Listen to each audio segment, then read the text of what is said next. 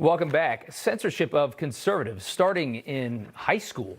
This is Luke Wong right here. He's a junior at Harrison High School in Westchester, New York, right up the street. He's been trying to start a chapter of the Young Americans for Freedom. It's a conservative club at his high school for 2 years, but has been blocked by his school at pretty much every turn. That is until earlier this year when Luke held his first chapter meeting. It was actually this week. And Luke joins us now, along with his attorney, Caleb Dalton, from the Legal Counsel for the Alliance Defending Freedom. Guys, thanks so much for coming on. Luke, I want to start with you. Tell us the story. When initially did you try to do this? Your freshman year, I guess. What happened? Sure.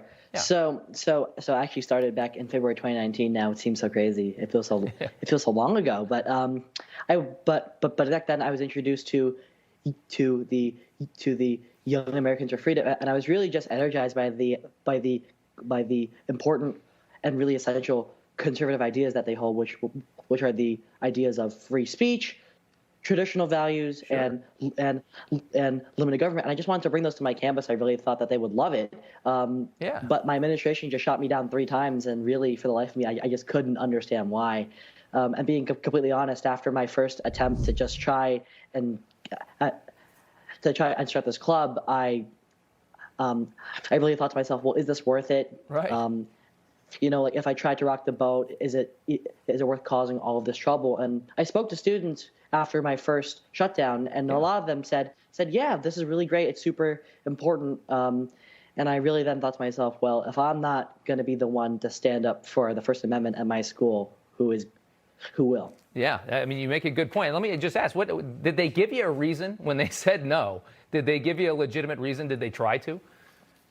No, I remember reading the emails, and I was just kind of shocked. I was scratching my head. I was like, the emails would say something along the lines of, after all of the discussion we've had, we will not be moving forward with YAF as a club, and those discussions were not very fruitful at all.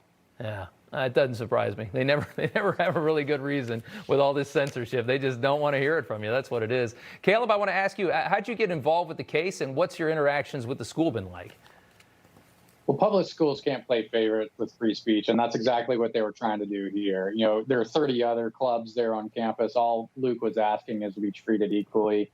After he had asked over and over again, been shot down, he reached out to us. We were able to represent him, send a letter to the school, and outline how their actions violate the First Amendment and federal law. Yeah. And initially, they were pretty receptive to that. They said they would recognize the club. We ran into a few more roadblocks, had to send another letter, but we're excited. He's finally recognized, had his first club meeting this week, and able to share that message on campus, just like all the other clubs. I mean, I love you guys sticking it to the man. I mean, that's my favorite part of the whole story, is that you got it done, and now they got to sit there and watch your club grow, which I'm sure they hate. Luke, I want to read something that you told the New York Post about how you're treated by other students. You said, quote, "People would label me. They'll default to calling me racist or just not speak to me." You're the grandson of Chinese immigrants who came through Ellis Island. I want to ask, what's it like to have other students, at least some of them, think that you're a racist?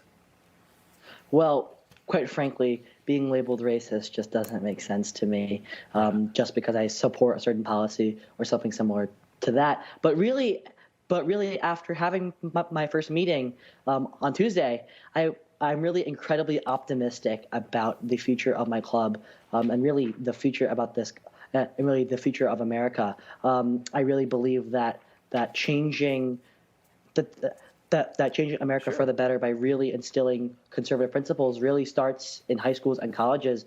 And a lot of kids were incredibly open to the idea of having a Young Americans for Freedom chapter. Even if they didn't necessarily agree with the ideas, they were willing to hear them. And that just really encouraged me and made me really optimistic to know that real work can be done, and that it's not out of reach, and that kids do want to hear conservative ideas. They just have to be exposed to them. Yeah, sure. Caleb, we're watching this assault on free speech. It's happening right before our eyes.